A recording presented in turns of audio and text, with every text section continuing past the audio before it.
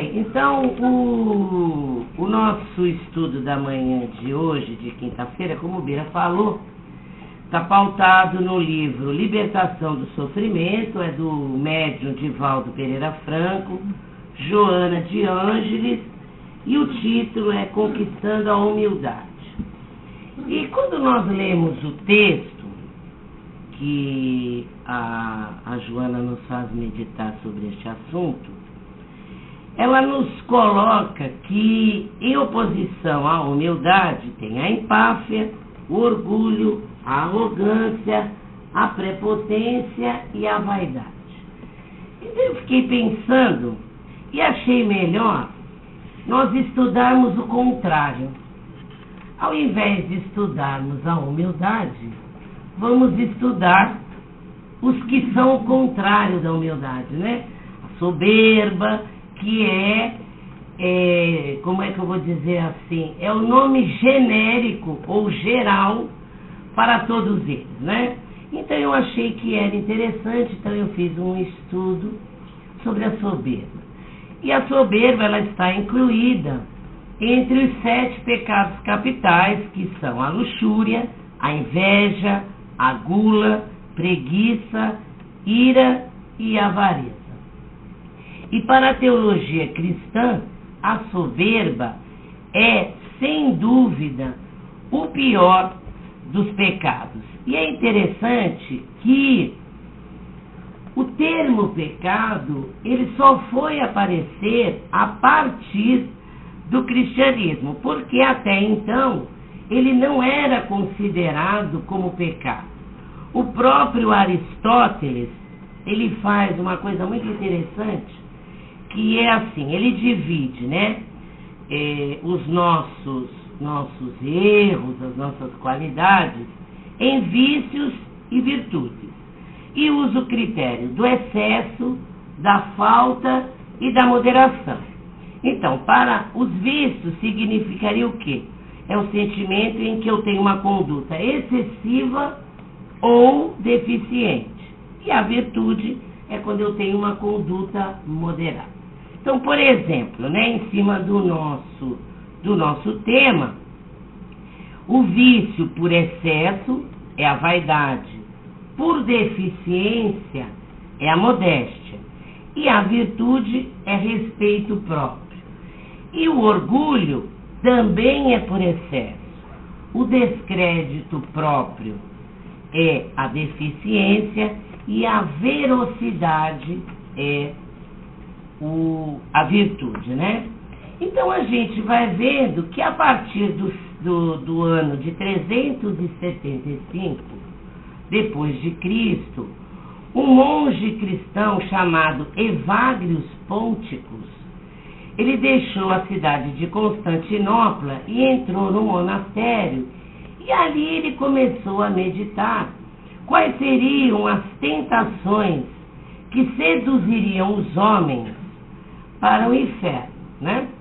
E foi criando uma lista. E Evagrius acreditava que as grandes tentações da alma humana estavam divididas em 8.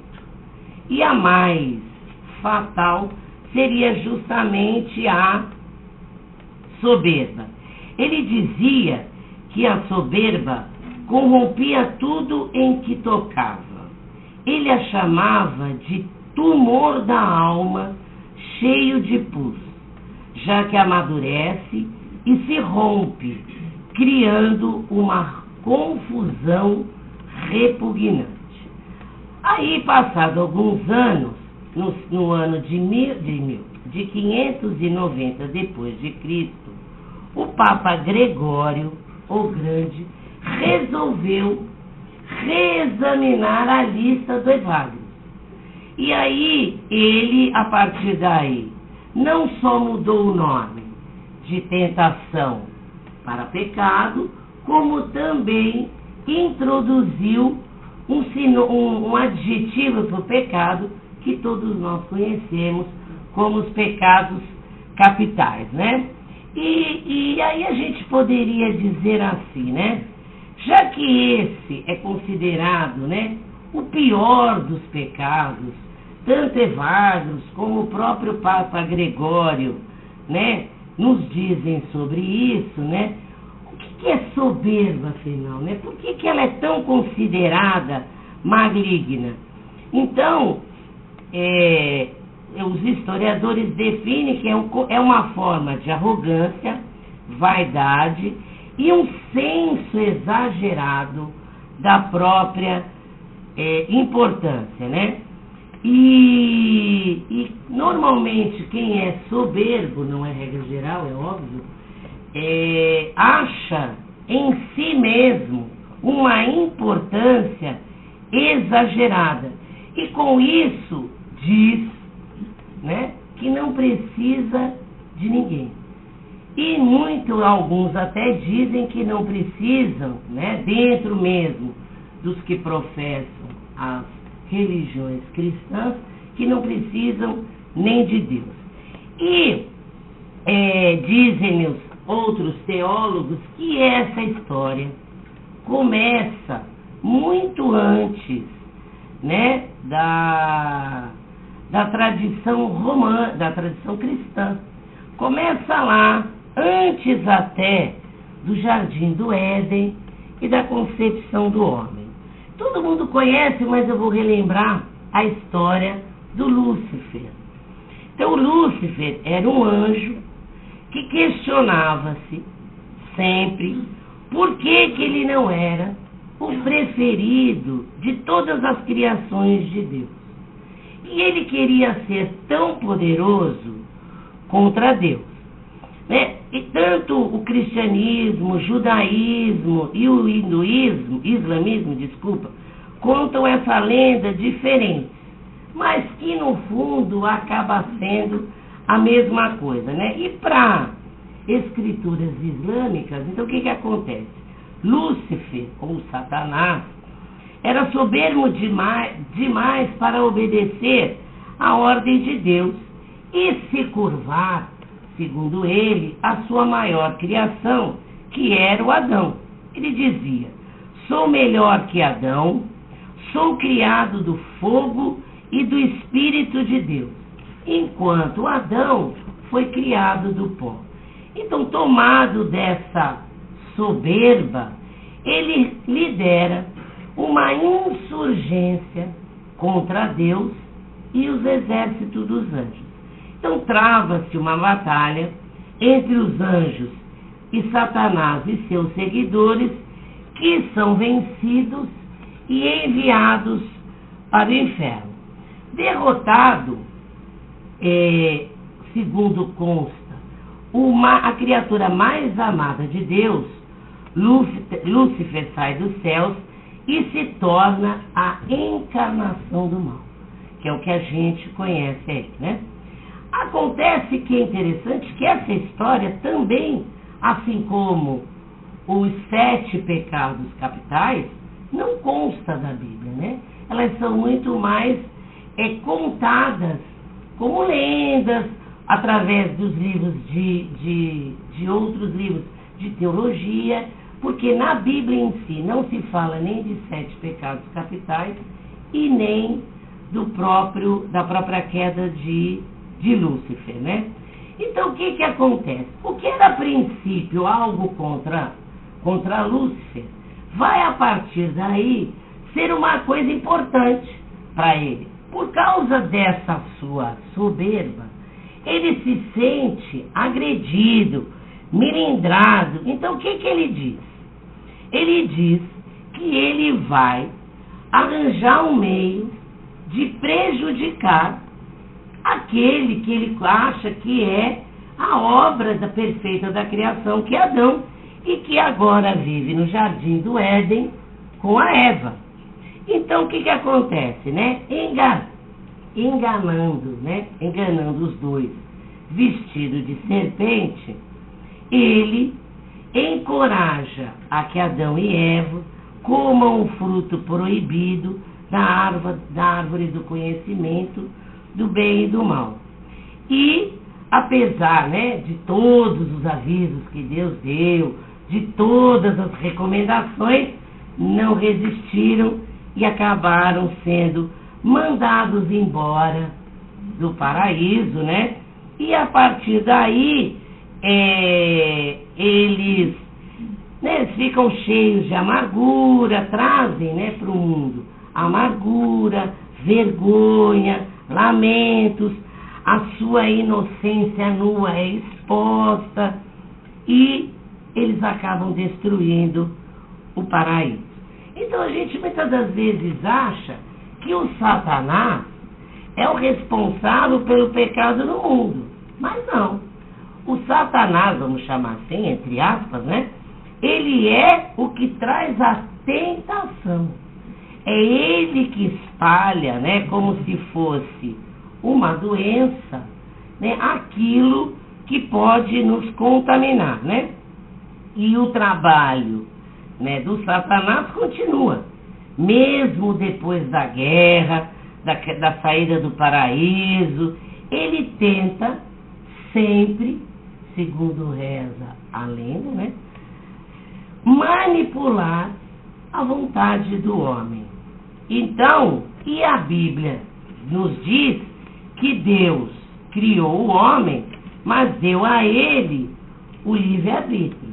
Então, esses pensadores religiosos dizem que, né, o livre-arbítrio humano pode levar ao bem e ao mal, né? E com isso a gente vai ter uma luta que não termina. É uma luta, diríamos assim, inglória. Porque o homem vira mexe, é seduzido, né? E o Papa Gregório, quando faz, então, os 7 pecados capitais, ele junta dentro da soberba a vaidade e considera como 7 porque na tradição religiosa o 7 para eles naquela época era representado pelo número de que os planetas trariam, que são em número de 7, trariam alguma notícia, algum recado. Então ele transforma em 7, né? E aí a gente tem ali a vaidade entrando junto com a soberba para fazer, para com ela ser considerada um pecado capital, porque eu vou me achar maravilhosa, bonita, e não preciso de ninguém, não preciso de nada, e muito menos da opinião dos outros. Então, eu sou, né, autossuficiente. Não há necessidade de mais nada, né? E com isso, a gente também percebe, como eu falei anteriormente, que essa história de pecado, ela é a partir da era cristã. Os gregos, os romanos, eles não consideravam como pecado. Eles consideravam, como eu falei, como vícios e virtudes, né? E essa coisa de a gente se achar autossuficiente, muito importante, muito, né? E a gente conhece aí da história da mitologia grega 2 casos em que ilustra pra gente, eu acho interessante depois vocês olharem com detalhes as 2 lendas, né? Uma é Ícaro, né, que resolve querer voar, né? Ele não ouve as orientações do pai, que não pode nem ir muito para cima nem muito para baixo, porque as asas eram de penas e cera. Se fosse muito para cima, derretia, se fosse muito para baixo, umedecia e caía do mesmo jeito. Então, o Ícaro acaba perdendo as asas e caindo no mar. Não atende, né? Acha-se autossuficiente. E a outra é uma história muito bonitinha, que é a da Aracne, a tecelã, que conta, né, que a Aracne era uma jovem tecelã, e eles acreditavam que esses dons que os homens tinham eram provenientes da generosidade dos deuses, que concediam às criaturas seus talentos e habilidades. Aí Aracne se encheu, né? De vaidade, né? De glória, porque ela realmente era uma grande tecelã. E Atena, ou Minerva na mitologia romana, que era filha de Zeus, resolve conhecer Aracne. E aí elas, né, tem meio que um desacerto, digamos assim, e elas marcam, né, uma disputa. A Aracne fica meio ofendida e elas marcam uma disputa de quem é a melhor tecelã, uma vez que a filha de Zeus é uma deusa também dos tecelãos, daqueles que têm habilidades com as mãos, né? E no dia, né, que as duas estavam lá para fazer a disputa, a Aracne fez uma obra tão perfeita, contando todas as como é que se diz, as aventuras amorosas de Zeus, eram tão perfeitas que a filha dele ficou muito brava e destruiu, né, a obra, porque ela não conseguiu ser tão boa que ela destrói, está tão perfeita, é como se dissesse assim, né? Não, tava aí, né? Demais, de bonita, mostra muita realidade, é melhor que ela seja destruída. Então,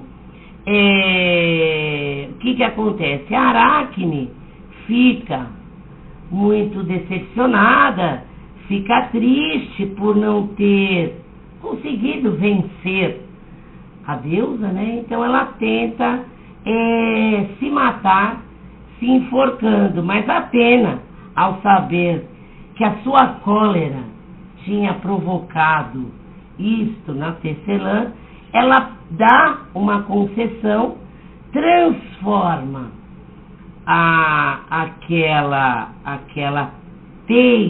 aquele fio que ela iria se enforcar numa linda teia de aranha, e a Aracne se salva da morte, mas tendo que ficar condenada a ficar eternamente na teia, que é uma beleza, mas ela estaria de qualquer maneira fora do mundo, né? Então, e a gente sabe, então, a partir daí, que na cultura cristã, todos nós sabemos que para a grande maioria das religiões, onde é o lugar que quem peca, quem erra, vai inexoravelmente para o inferno. Mas em 1320, a gente tem aí a famosa obra de Dante Alighieri, que escreve a Divina Comédia, em que ele passeia pelos três reinos, né, do paraíso, do purgatório e do inferno, junto com o poeta Virgílio, que é considerado a razão humana. E Dante simboliza a humanidade. Então, o purgatório de Dante expressa bem, né, como era nitidamente as punições para aqueles que erram, como eles eram punidos. Então, existe lá, né, no Monte Purgatório, homens, mulheres, né, com pedras enormes, pesadas, nas suas costas. Elas ficam sempre muito curvadas, para que elas possam aprender a olhar, que olhar de cima, o olhar do arrogante, do petulante, né, não tem, né, não pode. Então, enquanto aqueles homens e mulheres não se arrependem, né, não pedem perdão a Deus pelo seu erro, eles ficam passeando lá naquele monte com aquelas pedras, né? Então, essa é uma visão que a gente vê, mas o Dante é muito influenciado, a gente sabe, né, pela Igreja Católica Romana da época. E é interessante, se a gente for pensar, que tradicionalmente os cristãos não poderiam, nem cristãos, os católicos, né, não poderiam ser ricos, não poderiam ser soberbos, não poderiam adquirir coisas demais, porque isso está vinculado diretamente, né, aos preceitos. O preceito maior é ser modesto. Mas a gente vê que em 1500, o Papa Leão X é um dos homens mais ricos da Europa. Ele comandava grande levantamento de oferendas para sustentar o seu estilo de vida lá no Vaticano. E é conhecido que por toda essa pompa, por tudo isso que acontecia lá na época, surge um monge alemão, né, que vai brigar com a igreja, todo mundo conhece, né, que é o Martinho Lutero, que vem aí, se rebela contra o sistema vigente lá no Vaticano, escreve coisas críticas incisivas contra o Papa, contra o Vaticano, e a gente sabe que ele foi banido da igreja, acabou promovendo uma reforma no cristianismo, e aí então surge os protestantes, que se tornam uma outra religião, e tem aí algumas vertentes, batista, presbiteriana e etc, né? Então, agora, o que acontece? Mas ao mesmo tempo que isso acontece, que tem essas novas seitas, surge em 1525 uma seita que ainda é mais rígida com relação às condutas morais, porque os 7 pecados capitais seriam, entre aspas, né, digamos assim, para os cristãos, para os católicos, uma regra de conduta moral. Quem tem que seguir à risca aquela regra. Então, o que acontece? Surge uma irmandade chamada os anabatistas, que eles ainda eram muito mais rígidos, muito menos benevolentes, né, com quem ia, né, contra a soberba. Eles eram até excomungados se eles tivessem condutas, né, de muita arrogância. E aí tem também, anos depois, surgem os menonitas na Holanda, e ainda no século XVI surgem os Amish, que permanecem até hoje, são intocáveis, né?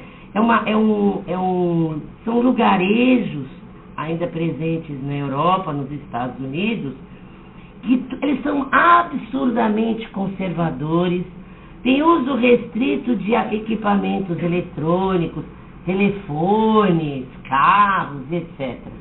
Quem assistiu aquele filme, fazer propaganda norte-americana, quem assistiu aquele filme, A Testemunha, com Harrison Ford, ele invade, né, na palavra é essa, né, ele invade um lugar desses Amish. E ele aí fica, né, ele até a moça, ele não consegue entender por que a moça não cai, né, nos encantos do Harrison Ford.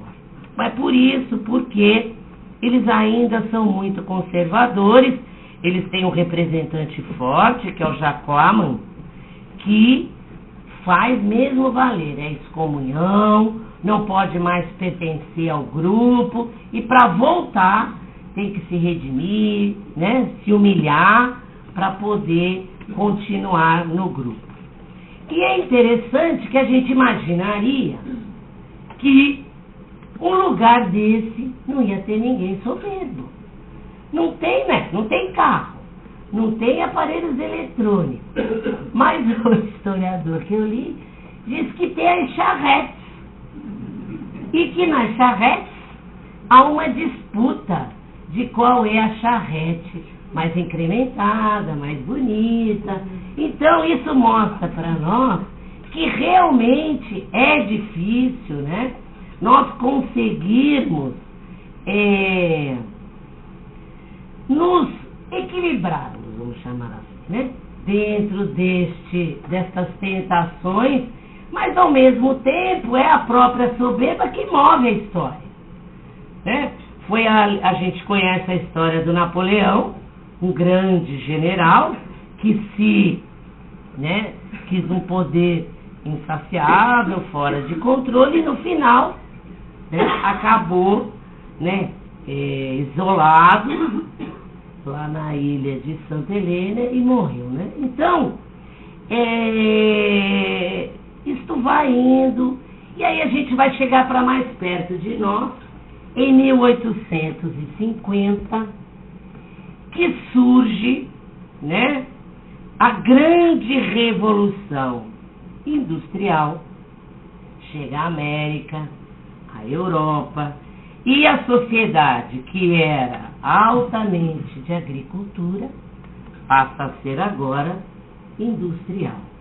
Então as cidades se encheram de siderúrgicas, de portos de cargas, de ferrovias, e aí tivemos aqueles homens que eram modestos, começaram a se tornar magnatas, né? Aí surgem, né, os barões, que começam, né, a tirar vantagem desta nova mudança, ganhando muito dinheiro, ficando muito ricos e às vezes rápido demais. Então, este estilo de vida abastado, cheio de grana, fugia aos padrões, né, vigentes. O povo começou a falar. Então tinha que achar uma maneira de justificar o pecado. Porque se não pode ter, se é o pior deles, como é que eu posso ser tão rico? E muitas das vezes a gente sabe que alguns, não são todos, tiram, né, se apropriam do que é do alheio, para não falarmos outra palavra, e ficar rico muito rápido. Então, o que eles resolveram fazer? Olha que coisa interessante. Eles abriram fundações de caridade. E ao invés de eles serem barões, ladrões, eles se transformaram em mecenas. E aí né, conhecido na época é a Fundação Ford, né, que ele tinha tamanha riqueza, era muito grande, para poder manter isso, né, e continuar tendo a apreciação do povo, precisava então fazer o quê? Ajudar a sociedade, né? Precisava mostrar que eles eram legais, né? Que eles ajudavam os carentes, os pobres, e que eles apenas eram homens de negócios, nada além disso. Então, a melhor maneira de conseguir isso era doando, jogando milhões e milhões de dólares para obras assistenciais de caridade, e que aí a gente encontra um paradoxo da soberba, né? Para poder proteger a sua reputação, não podia, né, cometer o pecado. Como é que faz então, né? Então eu começo a ser assim, né? Eu tiro daqui, ganho meu dinheiro, faço meu pé de meia, mas ali eu mostro para o público que eu sou uma pessoa boa, caridosa, né? Que não tem tanto problema eu ser rico. E ao mesmo tempo, tira de mim, né, em alguns casos, uma culpa. Porque, afinal de contas, algumas pessoas deveriam pensar, né, que estavam tirando de alguém que nem tinha condições de, né, de ser roubado, digamos assim, né? Então, era uma maneira arrogante, né, de mascarar uma coisa maligna que eu transformava em benigna. Então, e aí tem ainda uma outra coisa. Passado aí, a gente tem que tomar cuidado com os nossos patriotismos, a nossa arrogância, né? Ser patriota, ser, né, aquele defensor, né, a minha religião, a minha educação, o meu país. Eu tenho muito orgulho. É uma maneira também ruim, né? É uma maneira egoísta, porque eu começo primeiro em um, que sou eu mesmo, e daqui a pouco o grupo pode estar achando da mesma forma. Eu não me contento só com o meu país. Meu país é pouco. Eu quero outro país. E agora a gente não quer mais só país, né? A gente quer Marte, quer a Lua, né? A gente quer o universo. Então, a soberba, ela é arrebatadora e traiçoeira. Assim como a sereia, que tem um canto maravilhoso, nós temos que tomar cuidado. Porque a gente conhece a história do Narciso. Ele era tão apaixonado pela beleza dele, ele era tão bonito, que um dia ele resolveu, todo mundo conhece a história, né? Resolveu pegar naquele rosto, né? E para azar dele, ele caiu, né? E morreu afogado. E eu peguei essa na internet, que eu não conhecia, digamos assim, uma continuação da lenda, né? Diz que assim que o Narciso morreu, vieram as Oréiadas, deusas do bosque, e viram o lago transformado de água doce, né, num lago de cânticos de águas salgadas. Então elas perguntaram para o lago: por que você chora? Choro por Narciso, diz o lago. Ah, não me espantes que você chore por Narciso, continuaram elas. Afinal de contas, todas nós sempre corremos atrás dele pelo bosque, e o único que tinha condições de contemplar a sua beleza de perto era você. Mas Narciso era belo? Perguntou o lago. Quem mais poderia saber disso, senão você? Responderam surpresas as deusas. Afinal de contas, em suas margens ele se debruçava todos os dias.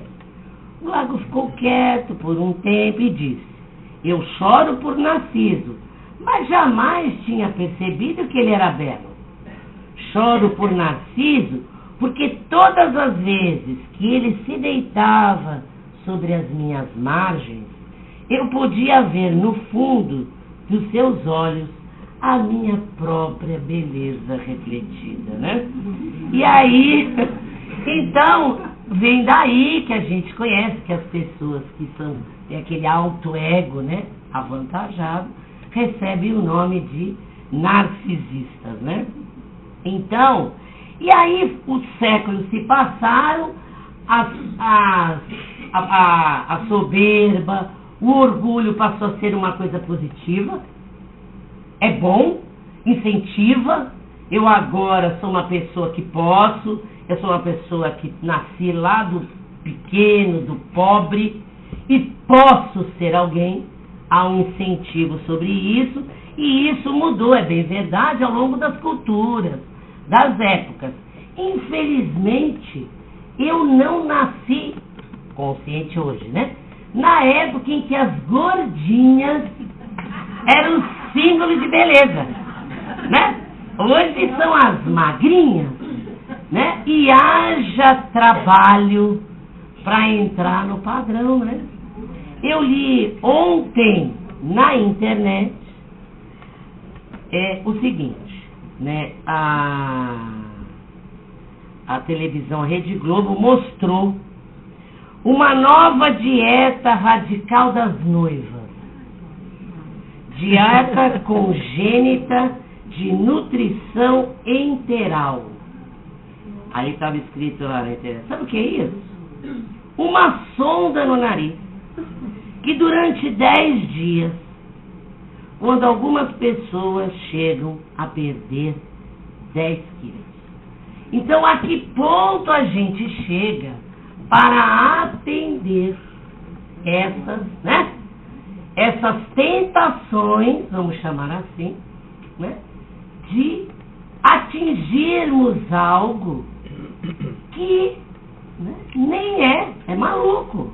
É maluco, né? Como que eu vou emagrecer 10 dias só tomando, imagina, né? E aí, o que era antigamente humilhante, ser moreninho, né, era maltratado, ia pro chicote, não era assim? Assim funcionavam as pessoas que eram mulatas, negras. Hoje, a gente vê o povo pagando para ficar bronzeado. É chique ser bronzeado. É chique ser moreno. E ainda leva uma nova conotação. Antigamente, era preguiçoso, era isso, era aquilo. Hoje, a pessoa que é morena é uma pessoa que tem tempo de ir à praia, é uma pessoa que tem dinheiro para ir a uma clínica, uma academia para se bronzear. Então a gente vai percebendo, né, que as coisas foram tomando um rumo que, se nós não tomarmos cuidado, o que acontece? Nós precisamos sempre possuir algo. Se nós não tivermos nada, a gente fica meio mal, né? Quantas pessoas exigem o doutor? Sabe com quem que você está falando? Né? Eu sou doutor. E aí, o que é interessante? O orgulho, a prepotência, a vaidade, dependendo da situação, ela não é mais ruim. Ao contrário, hoje ela é uma virtude. Nós transformamos aquilo que, né, teoricamente, vamos dizer assim, era um pecado antigamente, hoje nós transformamos as coisas de uma maneira contra nós mesmos, porque a gente cada vez quer mais, criamos necessidades que não tinha, estamos heroicamente nos transformando em super-heróis, estressados, né? Induzindo-nos a ser cuidadores, juízes da evolução. Dizemos que os outros não prestam, que o outro é preguiçoso, que o outro é isso. Nós estamos atualmente nos colocando numa posição muito delicada, porque às vezes quando eu falo isso, eu tenho um discurso de santidade. Eu digo assim, não, mas eu só estou falando para ajudar. Não é por nada não. Ele é atrasado, coitado, ele é um inútil, um preguiçoso, não quer fazer nada. Não estou falando mal dele, é só para ele, entendeu? Então, cuidado, porque nós estamos nos achando os donos da cocada preta. Nem tanto, né, aquela coisa do pecado, né, né, mas também nem tanto o disfarce para que eu possa justificar, né? E eu ainda tenho, agora me lembrei aqui, que quando a gente fala assim, né, não, isso é espírita, o povo lá de fora não fala. Eu estou falando isso para ajudar você na sua evolução espiritual. E você sabe que a gente está aqui para fazer a reforma íntima, a gente tem que se tornar melhor, né? Então, a gente é sempre muito bem intencionado, né? E a gente poderia dizer, né, que o verdadeiro humilde geralmente não sabe quem é. São pessoas que aí em volta dele é que conta a notícia, né? E para ele a condição é tão natural que ele nem percebe. O humilde, que não é aquele coitado que vive na favela, né? Que a gente também chama assim, tem nada a ver. Aquela pessoa é um ser humano que vive, até por conta disso que a gente acabou de falar, numa condição daquela, né? A gente tem que entender bem como é que as coisas se posicionam. Então, o humilde coloca-se objetivamente dentro de sua capacidade, observando criteriosamente as suas limitações. Ele não importa saber quem é contra ou a favor. Ele simplesmente atende a um chamado de ordem interior e segue seu caminho com fé e confiança.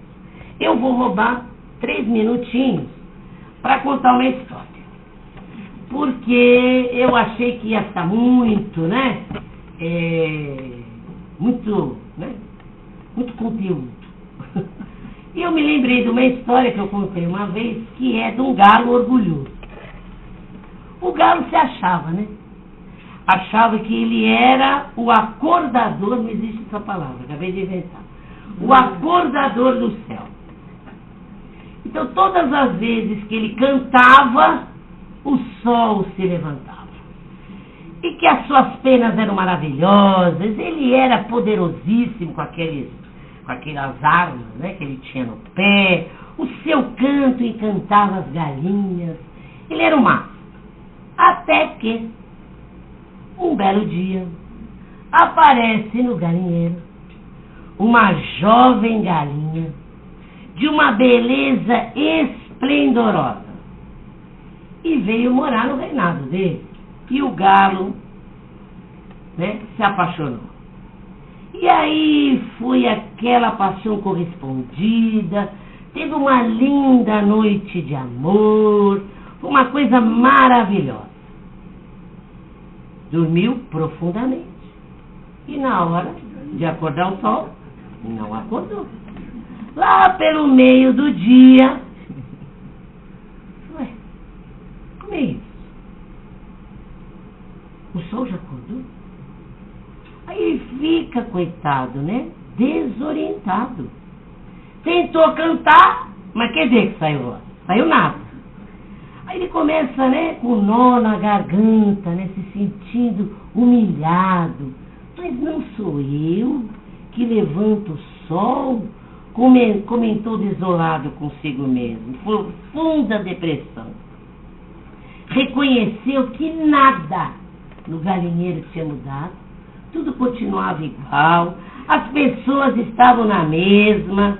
Ele ficou muito mal. Aí ele se lembrou de um galo que era considerado lá nas imediações, o pobre de um galinho que ficava lá num canto, que o galo era considerado um grande filósofo, né? Então ele foi lá para conversar com o galo, né? Para ver o que ele podia fazer, porque ele não tinha saída, ele estava, né, arrasado. Aí quando ele chegou lá com o sábio, em cima do puleiro, ele disse: olá, nem precisa me dizer, já sei o que aconteceu. Aposto que você descobriu que você não levanta o sol. Como foi? Quem foi que distraiu você? Não precisa me dizer. Já sei. Uma bela galinha distraiu você e você dormiu e não acordou na hora prevista. Aí ele ficou contente, né? Porque ele sabia que o sábio entendia ele. Aí ele diz assim: antes, quando você achava ainda que o sol se levantava pelo poder do seu canto, digamos que você estava enganado para definir seu problema com precisão. Você podia ser chamado de você tinha a ilusão de onipotência. Então, a mágica do amor fez com que você descobrisse o próprio engano. E aí estaria ótimo, porque nenhuma vantagem existe em estarmos isolados e iludidos. Saiba você que ninguém acredita realmente nessa história de galo levantar o sol. Para a maioria, isto é apenas simbólico. Só os tolos tomam isso ao pé da letra. Entretanto, agora, continuou o pensador, você está pensando que não tem mais nenhum valor, o que de certa forma é compreensível. E quem baseou a vida em tão grande ilusão? Contudo, examinando a situação com maior profundidade, você apenas trocou uma ilusão por outra. Então, agora você, ao invés de ficar na ilusão da onipotência, você está na ilusão da incompetência. Então, os meus olhos continuam sábios. Nada realmente mudou. Você era e continua